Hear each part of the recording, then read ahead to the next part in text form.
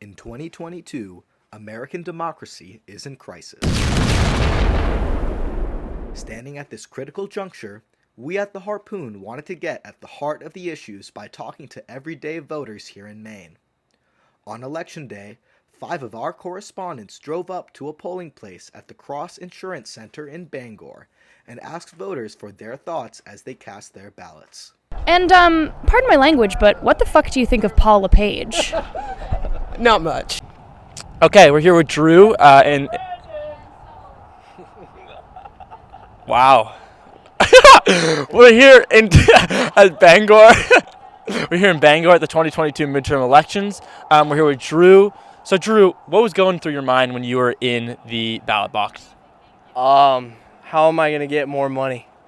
Hell yeah, baby. That's a great answer.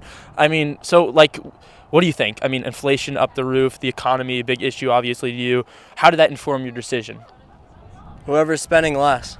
Make it more. Yeah. So, would you mind sharing who you voted for today? Bruce Paulquin. Nice. Richard Fournier for city council. And Paul LePage. Paul LePage. He is pretty sexy, if you ask me. He is. Can't deny it. Can't deny it. Cannot deny it. That man is a good-looking dude. So what about Paul LePage really gave you... How did Paul LePage earn your vote? He doesn't spend money. Yeah. And also, I didn't vote for Baldacci as well because he's getting rid of Zins. He's what? Getting rid of Zins. He's getting rid of Zins? Yeah. Are you fucking kidding me? Swear to God. You gotta be fucking me. Zins? Zins. The upper deckers, bud. Dude. I'm telling you. That's the... Fuck the economy. We're talking about Zins. Zins, wraps, everything. Yes, sir. I mean, this is really... Wait, who wants to get rid of Zins? Who is this? Baldacci. Joseph Baldacci. You hear that? Baldacci. No more Zins. Yeah. That is... Wow, that's criminal. Are there any other issues that really bother you today? What do you think about, I don't know, this liberal, woke agenda that's kind of coming around and infiltrating our schools and you know, teaching our kids to be lizard people, and we're being run by the lizard people, and you know how everybody's controlling us, and like none of our kids, like they can't even like go to school, and like they're like, what do you think? I don't like it, but I'm about the money, so whoever's bringing in the money. Okay. Man focused on his cash. Well, thank you, sir. Thank you, Drew. It was a pleasure. Hey, yes, pack sir. a fat Zin for me, okay? Upper decks, bud. All day. What's going through your mind right now, leaving the polls, having cast your votes this year in the Maine elections? Hoping to get some of the tyranny out of office that has found its way here in Maine. What kind of tyranny are you talking about, in your opinion? Are there any political officials specifically that you're thinking about? I feel like the health of America has gone downhill in the past 40 years, and Anthony Fauci is the reason for that. You know, a lot of people are saying the people who are criticizing Fauci just have an Italiophobia problem. And do you think there's any sort of legitimate claim there at all? Like, do you not support Fauci because he's Italian, or is it because of the policies that he's had as, you know, head of the CAC? I was unaware until this moment that he was Italian. That never... Race or creed or color of your skin doesn't matter to me.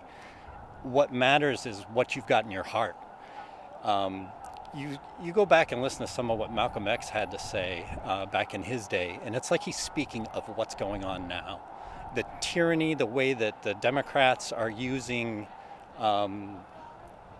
everything just to try to manipulate people to support them.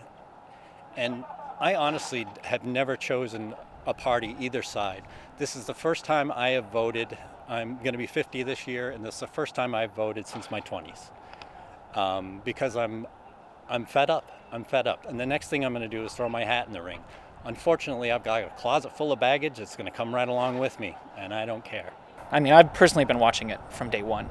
And I think some of it is getting caught in the news, you know, just the cycle of that. But also just trying to, one, hope that Ukraine wins and pushes back Russia, but two, watch how politicians react to it and what each party does in reaction to things and how they change their stances depending on what people in the United States and their districts say. So I think that's important. Yeah. Da, cred că faci un punct foarte bine și de-aia este toate foarte bine că el zice că trebuie să suportăm la Ucraina. Before you know it, we're going to be lining up And those of us that are not vaccinated, and I am not vaccinated, nor will I ever be vaccinated by any vaccine for the rest of my life. And I will die stopping it. And what about COVID made you lose faith, specifically not in the COVID-19 vaccine, which, was rushed along in the process, but what has made you lose faith in other vaccines as well, going from this point on?